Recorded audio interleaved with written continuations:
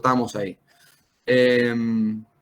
Porque digo, ahí está, en esta etapa, en este momento, vemos esta nueva, una especie de moda, digamos, de hablar de los neo. ¿Sí? Todo es neo. ¿Sí? Ya lo vimos a Morraz cuando decía que él era un neomonarquista, ¿sí? O podemos decir nosotros un neoconservador. También vimos a Mosca, Mitchell y Pareto. ¿Qué tipo de neo eran ellos? Escépticos.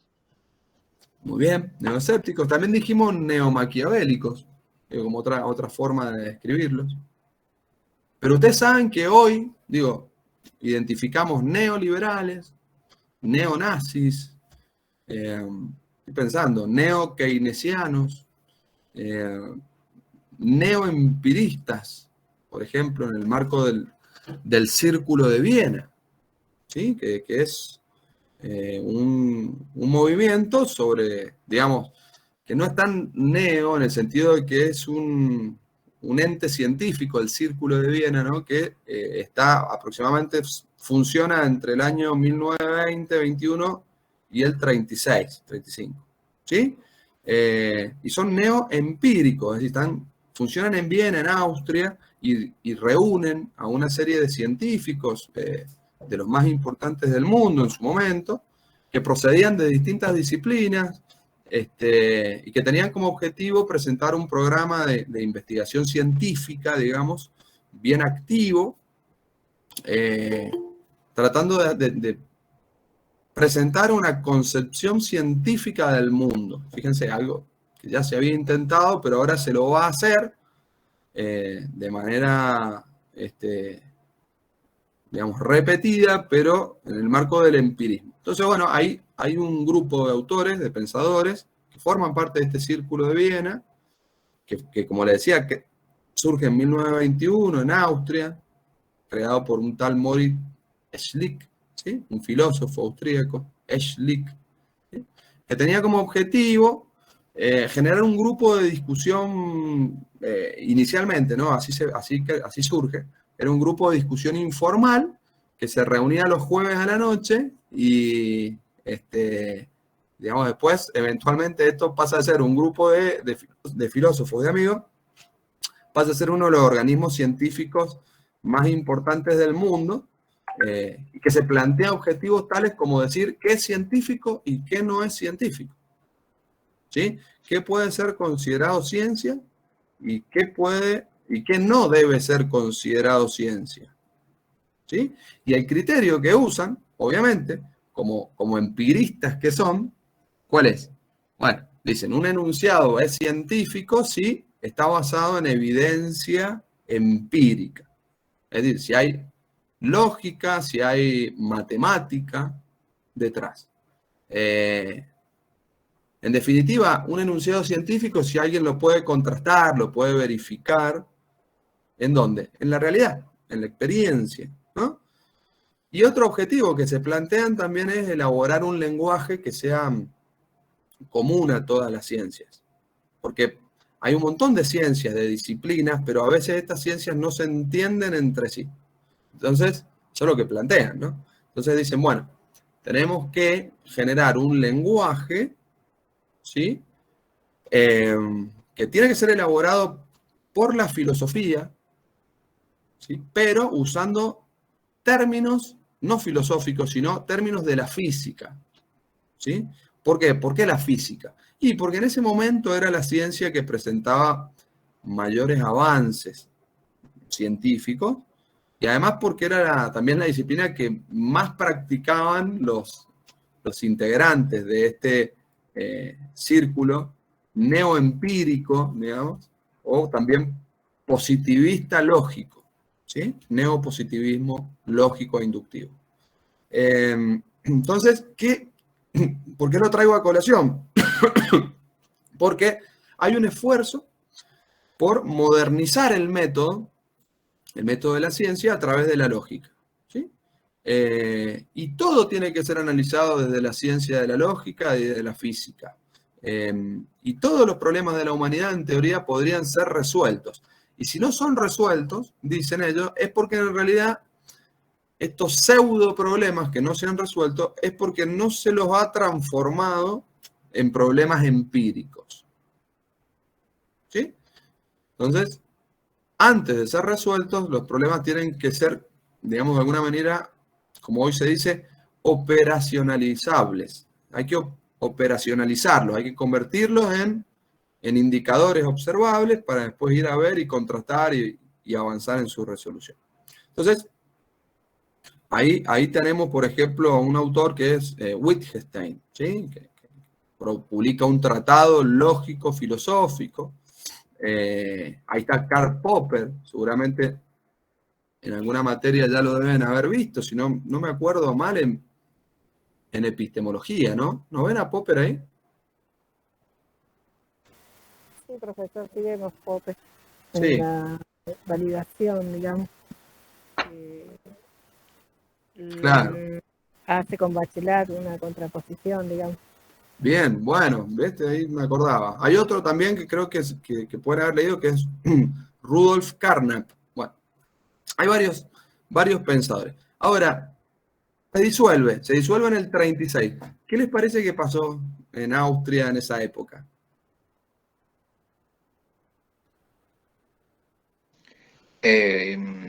Algún gobierno totalitario, creo. Por ahí va. Tal cual. ¿Y quién? ¿Quién andaba dando vueltas? Creo que era el nazismo el que había llegado a esa parte. ¿Puede ser? Seguro. Sí, muy bien, claro. Por eso se disuelve el círculo, porque bueno, en la medida en que empieza a ascender el nazismo en Austria, yo le dije que el fundador era un tal Moritz Schlick. Era judío. Muchos de los miembros del Círculo de Viena eran judíos. Y el fundador, Schlick, es asesinado, imagínense esto, ¿no? En su universidad, en las escaleras de entrada. Imaginen la facultad nuestra. ¿Sí? Y el que lo asesina, por favor no copien esta idea, es un estudiante suyo, que era de filiación nazi. En Austria lo asesina, ¿sí? Y bueno, lo encarcelan a este estudiante, pero después lo terminan liberando las autoridades, porque en definitiva eran nazis, porque más allá de que el hecho que era condenable en sí, el asesinato, dicen, en realidad colaboró con esta idea de impedir que se sigan propagando algunas doctrinas o dañinas, como era el empirismo, el neoempirismo, o que pueden presentarse como una amenaza para la nación. ¿Sí? Entonces, la mayoría de los miembros del Círculo de Viena eran judíos. ¿Sí? Y imagínense que Austria termina formando parte del imperio alemán. Es decir, hay una anexión de Austria a Alemania. Entonces, en ese momento, todos los miembros del círculo se exilian, se autoexilian y se van principalmente a Estados Unidos, en donde siguen desarrollando el positivismo lógico. Algunos se quedan, muy poquitos, y digamos, siguen publicando, pero lo que sucede en definitiva es que casi todas las publicaciones de este grupo son prohibidas. Y esta es más o menos también la historia de muchos de los referentes de la escuela de Frankfurt. ¿Sí? Fíjense, estamos hablando ya por un lado del Círculo de Viena, por el otro lado de la escuela de Frankfurt. ¿Sí? En el caso de Viena, como neoempirismo, neopositivismo, y en el caso de la escuela de Frankfurt ya van a ustedes sacar su conclusión para dónde apunta su pensamiento. Siempre un pensamiento que está vinculado, como les decía, a esta idea del fin de la modernidad. ¿Sí? Perdón, cada vez más presente hoy incluso. Pasó hace poco, cuando terminaba el milenio, ¿no? Bueno, ahí se habló insistentemente de que con el fin del milenio finalizaba también la modernidad. Ahora, ¿qué les parece que fue la modernidad? ¿Quién se anima a comentar, hacer un aporte? No, nada demasiado conceptual de qué es la modernidad o qué fue. alguien que no haya participado recién, así seguimos promoviendo la participación.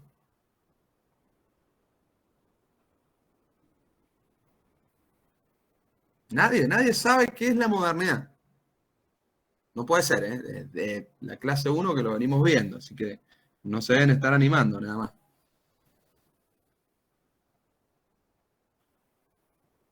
Vamos, chicos, hablen, saquen los micrófonos, si no es como muy aburrido. Cuéntenme, no pasa nada si se equivocan. Profe, puede ser cuando surge perdón la voz, cuando surge No se escuchó. esta ilustración que hace que, perdón, puede ser que cuando surge todo esto con el movimiento de la ilustración y todo eso que cambia el pensamiento y la forma de ver, surge una modernidad y de ahí se lo analice. Bien, está muy relacionado con la ilustración. ¿Qué más? A ver, ¿cuáles son los principales principios de la modernidad? Puede ser la secularización y, bueno, creo que también otra crítica es como la compartimentación de la ciencia, o sea, usar Bien. como métodos más racionales. Secularización, es decir, separar el Estado de la religión. Bien. Y entonces, si desplazamos a la religión, ¿cuál es el nuevo soporte o apoyo o fundamento para la acción política? La soberanía popular. Es un principio, está bien, la soberanía popular, pero yo digo, si desplazamos la religión como fundamento que da, digamos, sustento a todo un modo de organización social, lo religioso, queda desplazado como resultado de la secularización. ¿Con qué nos quedamos? No es con la soberanía popular, es algo más amplio todavía. Con la razón. Bien, con la razón. Con la razón. Exacto. Profe, acá somos un montón y todos están diciendo cosas, pero estamos teniendo problemas de audio y conexión. Bueno, bien. ¿Alguien dijo la razón?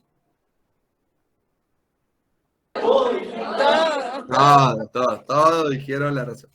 Listo, perfecto. Entonces, si dijeron la razón. Porque, a ver, la modernidad, porque si no, no podemos hablar de la posmodernidad, digo, tenemos que por lo menos hacer un breve repaso de qué es la modernidad. Y la modernidad se traduce, podemos decir, lo vamos a traducir, como el triunfo de la razón, el triunfo de la ciencia, que permiten a las personas, digamos, al hombre, a la mujer, liberarse de todo lo anterior, de toda la oscuridad en términos de conocimiento, ¿no? Que había generado la Edad Media, la oscuridad medieval, ¿no? Y en teoría, dicen los ilustrados, con la razón, vamos a poder dominar la naturaleza, vamos a poder generar mejores sociedades. ¿Sí? Otra idea muy fuerte en el marco de la modernidad es esta palabra que es el progreso.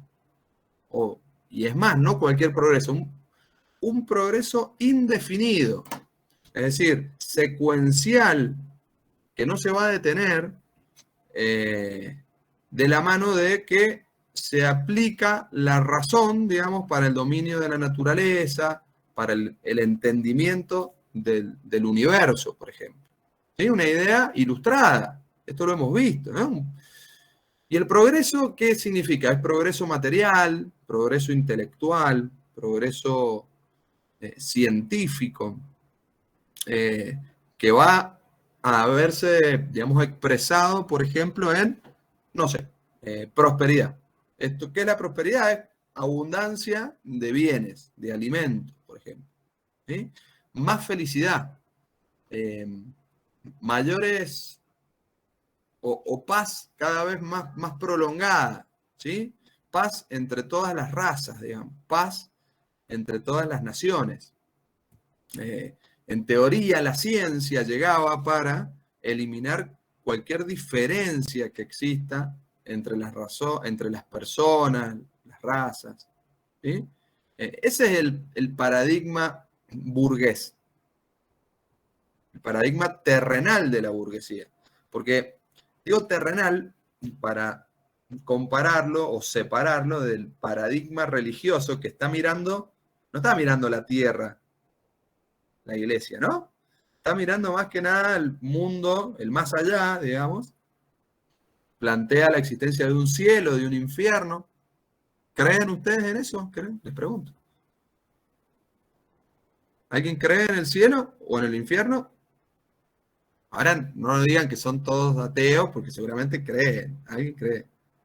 Sí, profe. Sí, yo sí creo, profe. Bueno, bien.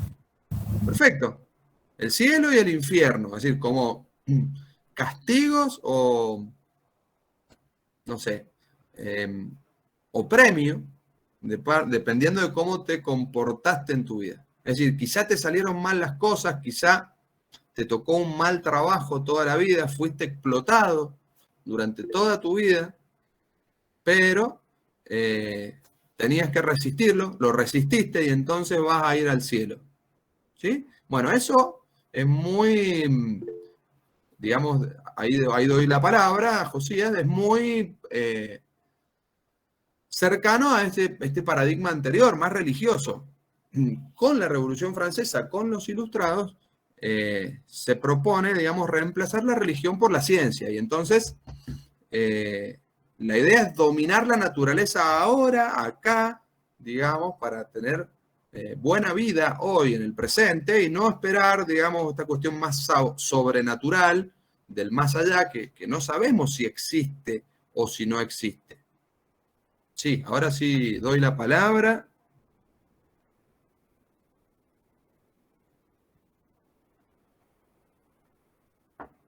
Josías había levantado la mano, me parece, ¿eh? Y creo que 2 pedidos de palabra tenía. Abran el micrófono y exprésense, no hay problema, no pidan la palabra.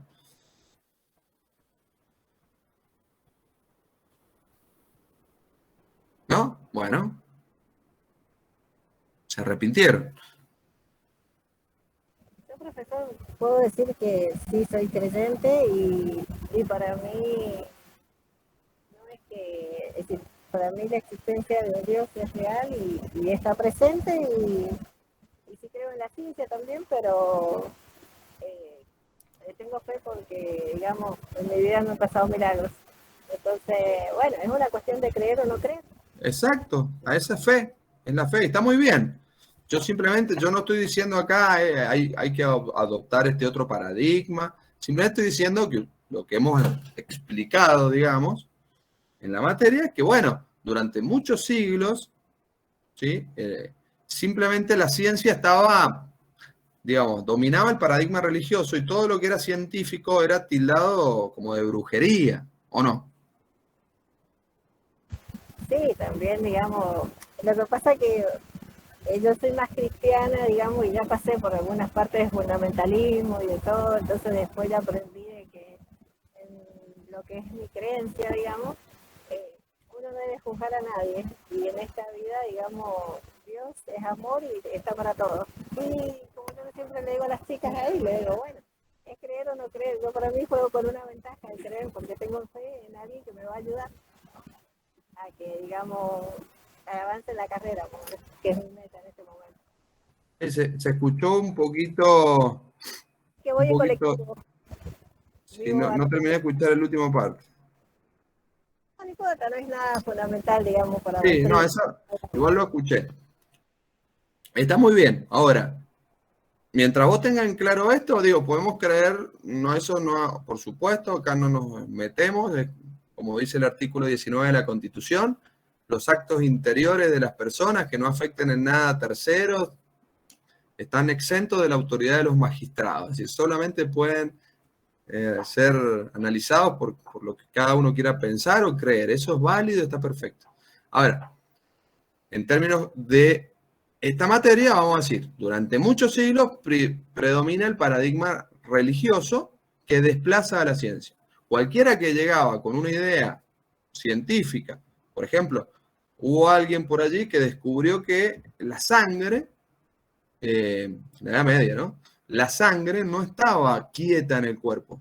Se creía eso, que bueno, teníamos sangre, eso era evidente, pero alguien dice, no, la sangre está circulando, se está moviendo, el corazón la está bombeando y esto se mueve. Va todo el tiempo circulando. ¿Saben qué le pasó? Lo prendieron fuego en la hoguera a esa persona que tuvo esa idea, que en realidad no era una idea, era algo que había descubierto, pues seguramente se había tenido un corte y había visto cómo lo sangraba, como bombeando. Bueno, cualquiera que tuviera un pensamiento científico, muchas mujeres fueron acusadas de bruja por el solo hecho de plantear algunas cuestiones científicamente, digamos, digo, para la época. Y esto empieza a cambiar, o cambia rotundamente a partir de este movimiento ilustrado que en Francia tiene su clímax, digamos, con la enciclopedia, por ejemplo, que va a generar un cambio de paradigma, entonces, digamos, en favor de la razón. Ahora, avancemos un siglo más y lleguemos a mediados del siglo pasado, comienzo del siglo pasado. Ha pasado 100 años, desde 1789, 150 años aproximadamente, de estas promesas, ¿sí? Que habían anunciado todos estos beneficios como resultado de aplicar fórmulas universales, ¿sí?, asociadas a la ciencia. ¿Qué pasó? Nada de lo que se había predicho, ninguna de estas promesas ilustradas se había cumplido. Por el contrario, a comienzos del siglo, la paz es algo muy raro, verdaderamente muy raro. Estaba casi todo el mundo en guerra. Sí, no me refiero solo a Europa, pero Europa principalmente estaba en guerra. Morían millones de personas en los campos de batalla. ¿Sí? La Gran Guerra, la Primera Guerra, tiene una serie de batallas tremendamente sangrientas. Hay una que es la batalla de Somme, con 2M, ¿sí? En esa batalla fue la batalla en la que murió mayor cantidad de personas. 1 millón de franceses e ingleses, digamos. Imagínense, ¿no? 1 millón de franceses e ingleses muertos en Somme, en la Primera Guerra. Otra batalla muy, muy tremenda fue Verdún, ¿sí? Que tiene el récord de ser la batalla más larga de toda la Primera Guerra. Ahí no hay franceses e ingleses, sino franceses y alemanes en Verdún. Y es una batalla que duró 10 meses. ¿Sí? 10 meses. No la guerra, sino la batalla de Verdún. ¿Sí? Y esto en la Primera Guerra podríamos seguir. En la Segunda Guerra, apenas 2 décadas después, pasa lo mismo, digo, mueren millones de personas en los campos de batalla de, por ejemplo, Stalingrado o Berlín. ¿Sí?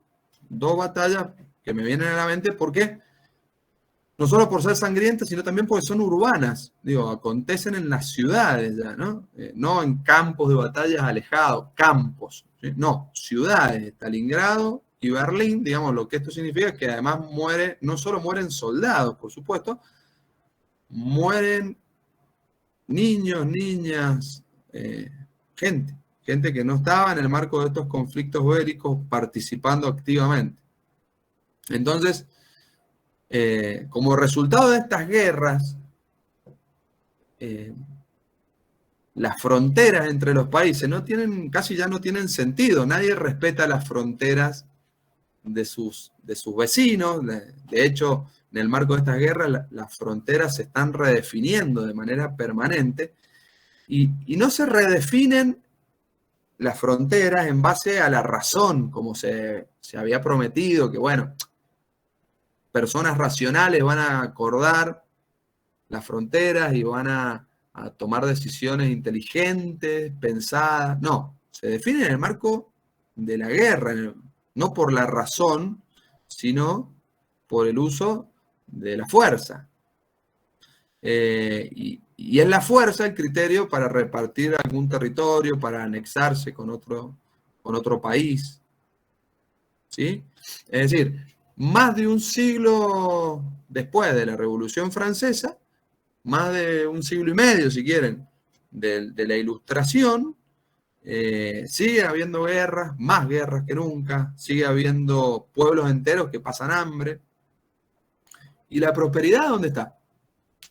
Bueno, en muy pocas personas, ¿sí? Hay una desigualdad cada vez más grande, ¿sí? Y esta desigualdad genera que algunos bienes o los bienes estén concentrados cada vez en menos manos. Es decir, cada vez menos personas son las que poseen el capital, ¿sí? Entonces, todo esto, digamos, genera un cuestionamiento a la modernidad. Un cuestionamiento también a todas las instituciones que habían surgido con la modernidad. ¿Qué instituciones, por ejemplo, les parecen que pueden estar cuestionadas? A ver si se les ocurre alguna. Mientras yo me levanto a cerrar la ventana, que está mucho sol. Díganme.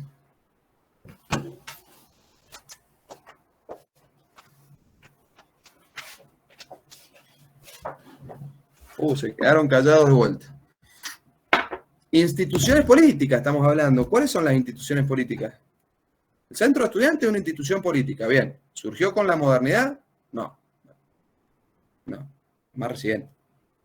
¿Cuáles surgen con la modernidad? ¿Cuáles se ponen en funcionamiento en Francia, por ejemplo? Iba a decir, no sé si está en el Parlamento o la democracia, como eso, esas. Sí, el Parlamento es fundamental, bien, Fran, porque aparte venimos hablando en las últimas 3, 4, 5 clases de una fuerte crítica al Parlamento. ¿Qué autores hemos visto que critican el Parlamento? Con distintos argumentos. ¿Se acuerdan de algunos? Hemos visto en la unidad 8, 9. Sieyès no, la crítica al Parlamento es más reciente. Sieyès, al contrario, lo que critica es la monarquía.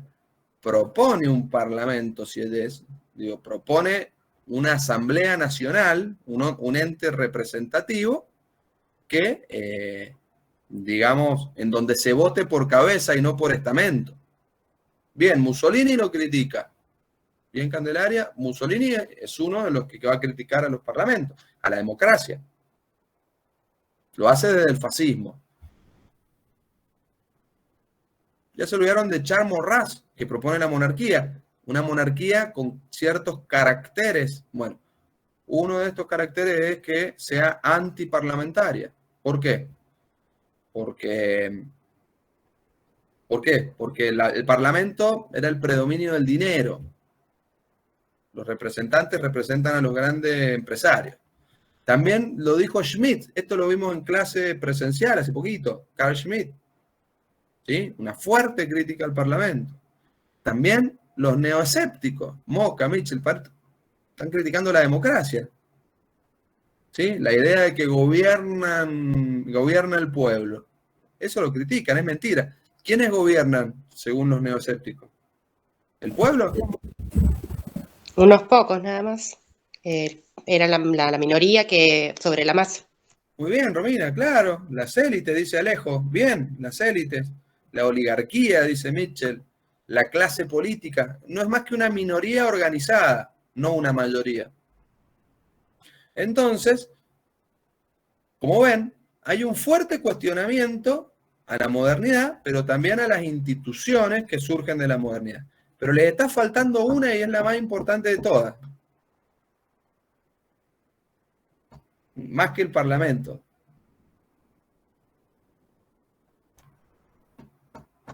Una institución absolutamente vinculada con la modernidad. Es más, no podemos mencionar esa institución sin decir que es moderno, digamos, obviamente. El Estado. El Estado, claro. El Estado. Bien. El Estado. Se cuestiona al Parlamento, pero por elevación al Estado. ¿Sí? Es decir, se cuestiona los supuestos logros que se deberían haber alcanzado en el marco de la modernidad, ¿sí? Y en el marco de los estados. Y este cuestionamiento lo hacen intelectuales que están dentro de esta escuela, la escuela de Frankfurt, que también están dentro de la modernidad. No es que se suben a una máquina del tiempo y la cuestionan a la distancia. Están en el medio de la modernidad y están cuestionando a la misma modernidad. Están cuestionando la razón, pero también la cuestionan a partir de el uso de argumentos racionales, por supuesto. No es que critican la razón para volverse irracionales. Están reclamando otra razón, están reclamando otras instituciones. ¿Sí? Y el Estado es el centro de todas las críticas. Recuérdenlo, anótenlo, el Estado moderno es el centro de todas las críticas. Es más, no digan Estado moderno, está mal. Es una tautología. ¿Saben qué es? Una tautología. Yo no. Sí. Algo que se repite sin sentido, como que se vuelve a repetir lo mismo que ya se dijo. Bien, una redundancia, dicen por ahí de Alejo. Bien, es como una tautología, es una afirmación, es decir, estamos diciendo algo, pero es una afirmación que se reitera o se reafirma a sí misma, ¿se entiende? Es como decir, todo lo que no está prohibido está permitido. O decir, por ejemplo, bueno, las decisiones hay que tomarlas en el momento en que hay que tomarlas. ¿Sí? Si se habla del Estado, necesariamente un Estado moderno. No había Estado en Grecia, no había Estado en otros momentos de la historia. ¿Sí? Entonces no hace falta aclarar que el Estado moderno, ¿no? Ahí está la tautología. ¿Sí? Y por eso los posmodernos critican al Estado. Básicamente porque están criticando a la modernidad. ¿Sí? Y junto con la crítica a la modernidad, bueno, se critican todas las fórmulas políticas que representan estos intereses concretos de la modernidad. ¿Sí? Y que en definitiva legitiman, digamos, una determinada forma de organizar, de gobernar la sociedad. Entonces, si no hay Estado, digamos, plantean, bueno, tampoco habrá una democracia moderna. ¿Sí? Hay una fuerte crítica al Estado, a la democracia. ¿Sí? Y ojo porque hay muchas sociedades que no se modernizaron. Fíjense, no pasaron por la modernidad. Y entonces, estas sociedades que nunca se modernizaron, pensemos por ejemplo en África. ¿Sí? Muchos países, muchas regiones que no tuvieron la modernidad, no tuvieron un periodo de ilustración. ¿Sí? Y entonces en esos países, ¿qué pasa en estas zonas de África? ¿Hay estados?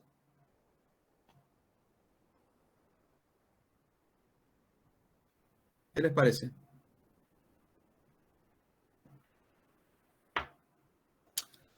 A ver, ¿hay estados? Sí, técnicamente, pero es más difícil constituir un estado en muchas regiones de África. Históricamente ha sido difícil.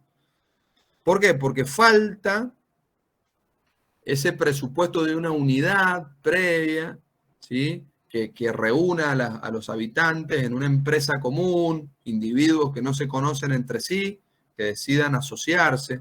En realidad lo que hay allá, como no hay modernidad y no hubo Estado, son tribus en muchos lados. Hay culturas tribales en donde no se permite, no se logran construir estados.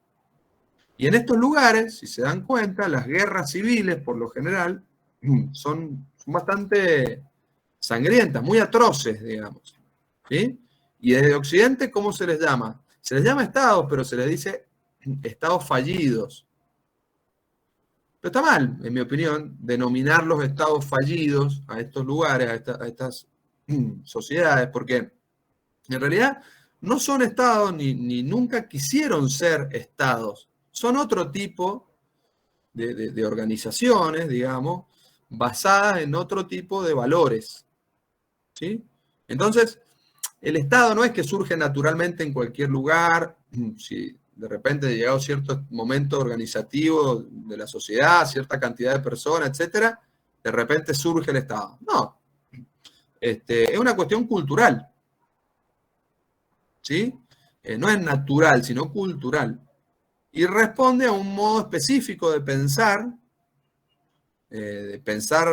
cómo son las normas, de pensar cómo debe usarse la fuerza, y de pensar, un modo específico de pensar que pone a la razón, digamos, como un paraguas para uniformizar a los habitantes y a ese territorio. Pero no pasa siempre. En Italia fue difícil conformar un Estado, como hemos venido hablando, se unifica tardíamente. ¿Por qué? Porque en realidad había una mentalidad fragmentaria, es decir, primaban los poderes locales, los reinos, los obispados, ¿sí? Y mientras eso pasó, digamos, no hubo una posibilidad de construir al Estado. Un Estado. Por eso, justamente, digamos, esta crítica que se hace a la modernidad desde la racionalidad, ¿sí? Hace que surjan una serie de movimientos políticos, intelectuales, que van a cuestionar este paradigma moderno fundado en la razón. Y ahí lo decían recién ustedes, ¿no? Ya vimos a los neoescépticos que criticaban las democracias europeas, ¿sí? Pero también vimos las expresiones totalitarias, ¿sí? No solo Mussolini y Hitler, está Franco en España, Salazar en Portugal, que tienen distintas formas, digamos, que le llaman Estado, también, el Estado corporativo, el Estado novo, pero en realidad son expresiones autoritarias, donde no hay parlamento, no hay discusión, etc. ¿Sí? Todo esto pasa en Europa, forma parte de este clima de época que hemos intentado desarrollar, un clima cultural que hace que estas ideas estén circulando y se arraiguen, se instalen en ciertas sociedades. Algo que en otro momento no hubiera pasado. Pasa porque están estas guerras, están los movimientos anarquistas, están la revolución en Rusia, ¿sí?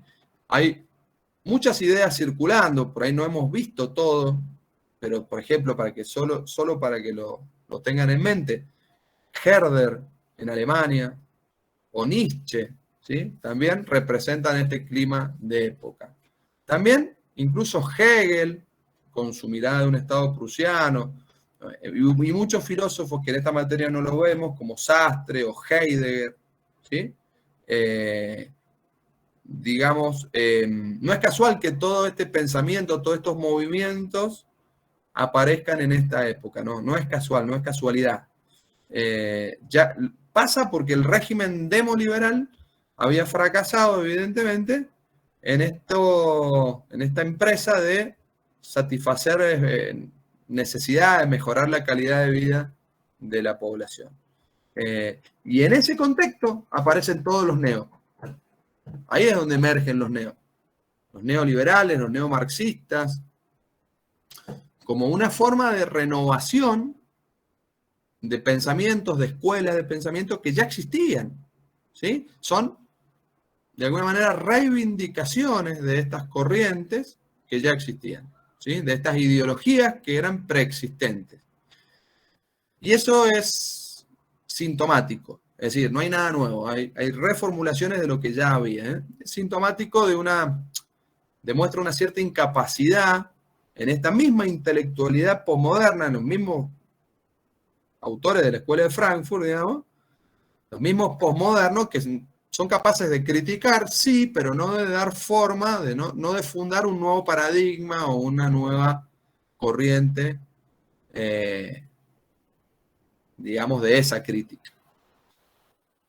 ¿Cómo vamos hasta acá? ¿Vamos bien?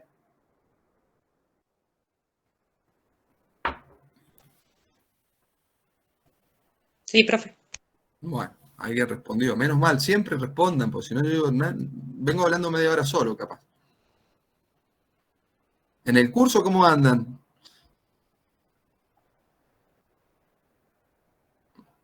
Todo bien, bueno. Ok. De aquí que prendemos el micrófono.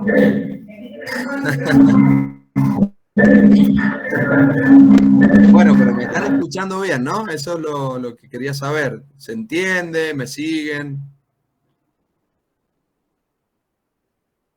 Sí, vamos siguiendo. Bueno. Avanzamos unos 10, 15 minutos y después hacemos un corte. Así cierro esto, porque no es solo la guerra. Habíamos hecho algunas referencias a la Segunda Guerra Mundial. Hay un par de acontecimientos ahí, digamos, que son como muy importantes, que dan cuenta, que son como hechos puntuales que demuestran el fracaso de la modernidad. No solo la guerra en sí, sino, por ejemplo, Auschwitz. ¿Bien? Es un campo de concentración, seguramente todos lo han sentido nombrar, ¿no? En donde hay tecnología, claro, hay ciencia, por supuesto que hay ciencia. Pero toda esta tecnología y toda esta ciencia, toda esta razón, está aplicada no para el beneficio de las personas, sino, digamos, para el exterminio de personas. Es decir, que Auschwitz se presenta como un símbolo, o el símbolo principal, si se quiere, del fracaso de la modernidad. ¿Sí? E incluso también, Enzo, perdóname que agregue el lanzamiento de las bombas nucleares, que son profundamente científicas. Totalmente, claro. Sí. Es otro ejemplo buenísimo que da el profesor. ¿Por qué? Porque, fíjense, en el caso, ya vamos a Auschwitz, pero esto que acaba de decir el profesor, que es el otro caso, digo, bombas nucleares o campo de concentración, es lo mismo. ¿Por qué? Porque son ejemplos de qué? De que hay técnica, ciencia, tecnología aplicada para el exterminio de personas. Es decir, no para el beneficio, no para el progreso, no para la paz. Y hay alguien que hizo la bomba. No uno, un montón de personas que colaboraron en el marco de un proyecto que era el Manhattan para hacer la bomba que surge de dividir el átomo, la bomba nuclear. ¿Sí? Ahora, estos científicos no se preocuparon por la cuestión ética, supongo.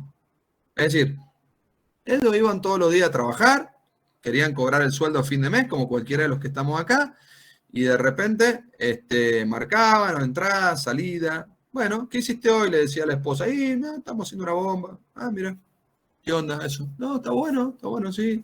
Va quedando, va queriendo. Y crearon la bomba, ¿sí? ¿Para qué la utilizaron después? No sé, tal vez no se lo cuestionaron, ¿no? Nunca se preguntaron para qué se iba a usar. No hay una cuestión ética ahí. Y eso ya no es un tema de ellos. Supongo alguno habrá dicho, para que lo usen no es un tema mío. Yo hago mi parte, yo soy físico, no maté a nadie yo, ¿no? Bueno, eso es muy criticado desde la escuela de Frankfurt. Esa mirada, ese pensamiento. Y lo mismo pasa en Auschwitz, que es un campo de exterminio. Alguien me hizo la aclaración la otra vez y es muy buena. No es lo mismo campo de concentración que campo de exterminio. Muchos eran de concentración y exterminio. Pero digo, es un campo racional. ¿O les parece que era irracional eso? Sí, seguramente alguien dirá, no, estaban todos locos, ¿no? ¿Cómo van a hacer eso? No, es racional en términos de que se plantea esa organización en términos de eficiencia y eficacia. ¿Sí? Esto es una estructura, digamos, pensada, muy sofisticada. No era simplemente, qué sé yo, agarramos y los matamos, sino más. No, había toda una organización pensada para que se pudiera matar a la mayor cantidad de personas posible en el menor tiempo posible. ¿Sí? O sea, había un objetivo de eficiencia y de eficacia, que no se hubiera podido cumplir jamás este objetivo si no fuera por la ciencia, si no fuera por la tecnología moderna. ¿Sí? Es la tecnología y la razón al servicio del asesinato de personas. ¿Bien? Miren, a veces hay que poner ejemplos, porque suena muy abstracto todo esto. O sea, verdaderamente es como que uno dice, bueno, sí, se mataban millones, miles de personas, y uno no logra entender verdaderamente cómo es que se las mataba y el nivel de atrocidad que se cometió ahí adentro. O sea, si no lo pones como en situaciones, en ejemplos, en cosas particulares. Vamos a decir algo de eso, porque si no, no se termina de entender esto. O sea, pareciera que, bueno, ya pasó, fue hace 60, 70, 80 años, y ya casi no quedan ni siquiera sobrevivientes vivos. Entonces, en cualquier momento, ¿viste? Pasa a ser algo más de la historia, y es muy real, es muy real. De hecho, todavía se puede ir a visitar. Bueno, un par de cosas de Auschwitz. Ese era el campo, digamos, más grande de todos. ¿Sí? El más importante, y estaba ahí en Polonia.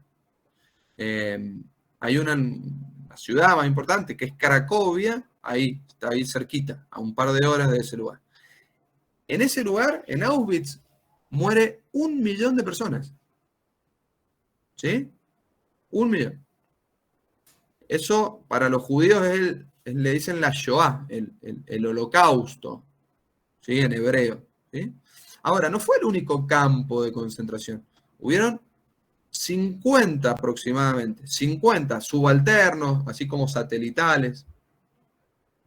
Estaba Treblinka, estaba Sobibor, ¿sí? Había otro que se llamaba Birkenau, ¿sí? Que era como el Auschwitz II.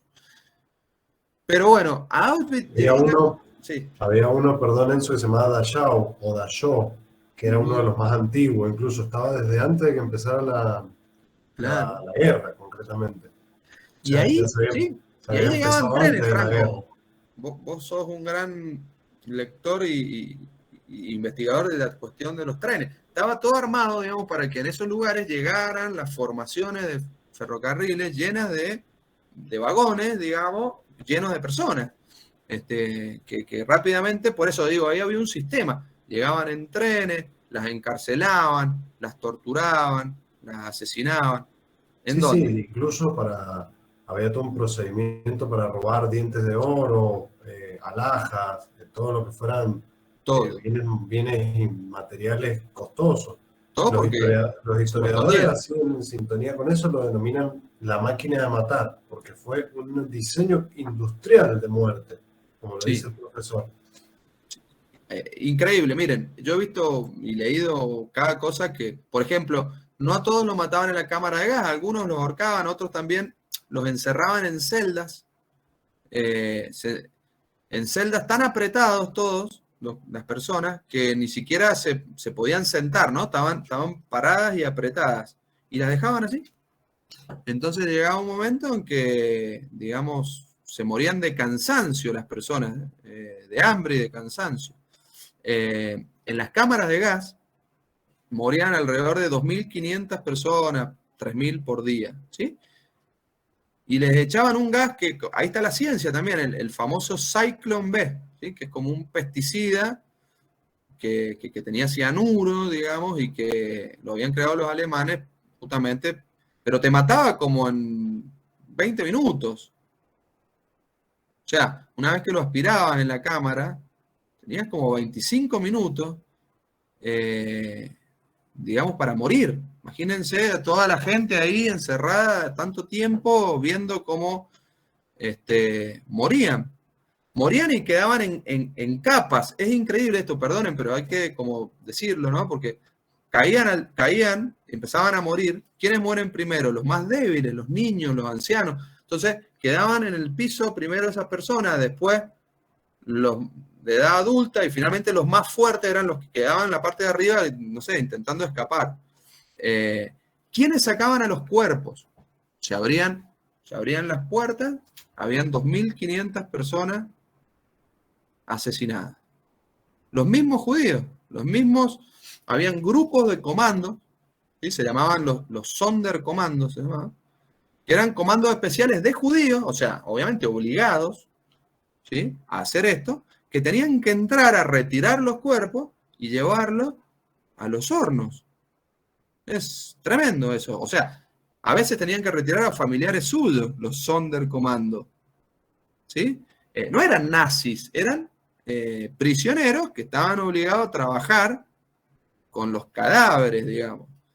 Y lo que está estudiado es, o sea, más o menos el grupo de Sonderkommando, digamos, más o menos trabajaba unos 3 meses. Y después llegaba un momento que las SS de los nazis mataban a ese grupo de Sonderkommando porque conocían mucho, tenían mucha información de la cantidad de personas que habían muerto, etcétera, ¿entienden? Entonces, mataban a todo ese grupo de Sonderkommando y venía un nuevo grupo de Sonderkommando que, generalmente, ¿cuál era la primera tarea del nuevo grupo de Sonderkommando? Llevarse los cuerpos de la anterior camada que había cumplido ese trabajo. ¿Se dan cuenta? Dicen que hubieron como 14 generaciones de Sonderkommando, digamos, y ahí quedan un par todavía vivos que han hecho algunos documentales que cuentan esas cosas. Entonces, nada, me parece como que hay que reparar en esto, por ejemplo. Podríamos seguir y seguir y seguir y seguir, pero hay que reparar en esto porque el campo de Auschwitz, digamos, fue diseñado y fue creado para eso. Ahí el que lo crea y diseña es un tal Himmler. ¿Sí? Y Himmler, jerarca de los más importantes del nazismo, lo pone de director a otro muy conocido también que se llama Rudolf Hess. ¿Sí? También ahí estaba, que ese lo conocen seguro, Mengele, que hacía experimentos ahí con embarazadas, con gemelos. Pero Hess, Rudolf Hess, él era el director, ¿no? Se puede visitar, pueden ir y pueden ver. Hay una leyenda todavía en la entrada que dice que algo así como el trabajo los hará libres, o algo así. O sea, una frase de Hess, está todavía escrito ahí, pero era mentira, nadie trabajaba, ¿no? Ahí no matan al mismo Hess, digo, después es juzgado, digamos, es juzgado ahí, Rudolf Hess, lo juzgan en ese mismo lugar, lo ahorcan en ese mismo lugar y dicen, yo no he ido, pero dicen que todavía uno lo puede ver la horca, digamos, oxidada, puede ver las cámaras, puede ver los hornos, ¿sí?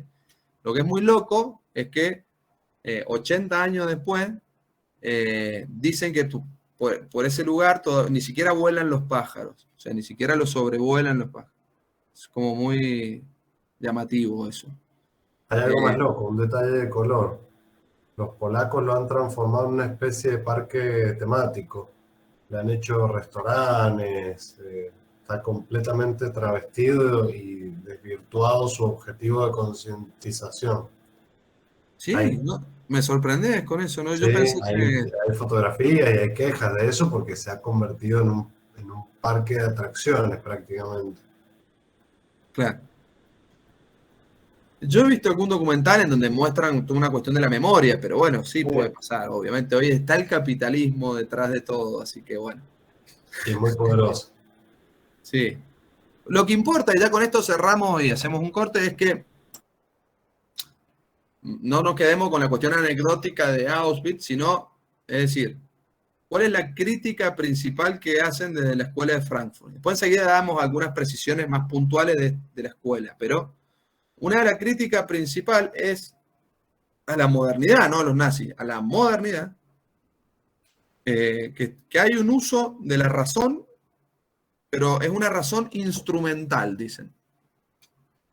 Es decir, ellos plantean una razón crítica, pero en realidad lo que se usa es la razón como instrumento, dicen. Por eso la critican a la modernidad. Porque no se usa la razón para entender, para conocer, para para explicar, sino que se la usa para dominar. ¿Sí? Y por eso es instrumental la razón en la modernidad. Dicen, porque es un instrumento de dominio, digamos, en manos de los poderosos. Es decir, los poderosos con la razón son más poderosos. ¿Sí? Y lo que hacen es exterminar a los débiles. Una razón que no se cuestiona, como veíamos recién con el caso de la bomba atómica, los fines de las invenciones, la parte ética, sino en realidad por la cuestión de la eficiencia, de la eficacia, pero no por el sentido que tienen las cosas, que tendrían que tener. ¿Sí? Entonces, en esta razón instrumental, digo, nadie le interesa la parte ética. ¿Sí? No, nadie se hace preguntas éticas, sino, en realidad, a los resultados, digamos, a los fines y medios. Digamos. Entonces, de esa razón emana Auschwitz. ¿Sí? Es un fin en sí mismo Auschwitz, porque, a ver, desde que existe la humanidad han habido guerras y ha muerto gente joven en todas las guerras, por ejemplo. Ahora, siempre se mató personas para conquistar una tierra, esto bastante normal. Ahora, con el nazismo, por ejemplo, la matanza de jóvenes es un fin en sí misma. No hay una necesidad de buscar más tierra, sino que el fin en sí mismo era, digamos, la cuestión de Estado era el asesinato de los niños y los jóvenes porque tenían que eliminar una raza. ¿Sí? Una cuestión planificada. Siempre hubo guerra, siempre murió gente joven, pero con el nazismo estas muertes se convierten en el fin de la guerra, en la justificación. Y esto es lo que critican estos pensadores. ¿Sí? Bueno, ahí podemos, si quieren, como poner pausa. Y abrir algún espacio de comentarios.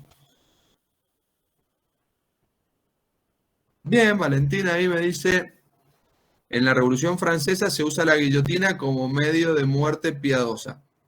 En realidad, más que piadosa, es como un método igualitario.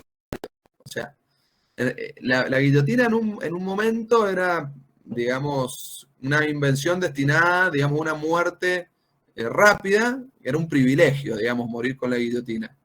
Y barata también. Claro, y es barato. Pero bueno, no era para cualquiera. En realidad, esto ya lo vamos a ver con Foucault. ¿Sí? Hay toda una mirada en la antigüedad de la muerte como algo más lento, vinculado a la tortura, que ya lo vamos a ver en la clase que viene.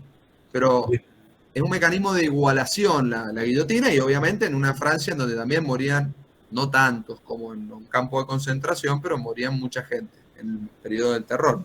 A lo que me refiero, profe, es que desde el inicio de la ilustración se ha usado la ciencia como un método para asesinar, como fue en Alemania, con los alemanes. Exacto, sí. Y todo eso. En ese sentido, claro, veo que es como un primer antecedente de la tecnología aplicada también al asesinato, sí. Y se sigue usando hasta el día de la fecha, inclusive, con las famosas torturas que ha hecho Estados Unidos en las cárceles, que son torturas psicológicas. Sí. Hoy es la tecnología, hoy, ya lo vamos a ver con Foucault, bastante eso. Esa le va a gustar, esa clase también bastante como pasó con Gramsci. Bueno, ¿qué hacemos? ¿Frenamos un ratito? ¿Nos hacemos un café y volvemos en 10 minutos? Yo por lo menos estoy acá en mi casa, si no, ahí en el curso por lo menos van a dar una vuelta. Dale. Sí, profe, vamos a tomar un café. Dale, volvemos 15 volvemos. Profe, una consulta. Sí. La clase se está grabando porque me están dando muy mal la conexión y me estoy saliendo a cada rato. Mira, en teoría sí, yo intenté hacerlo por el Meet, pero no, Meet no te deja. O sea,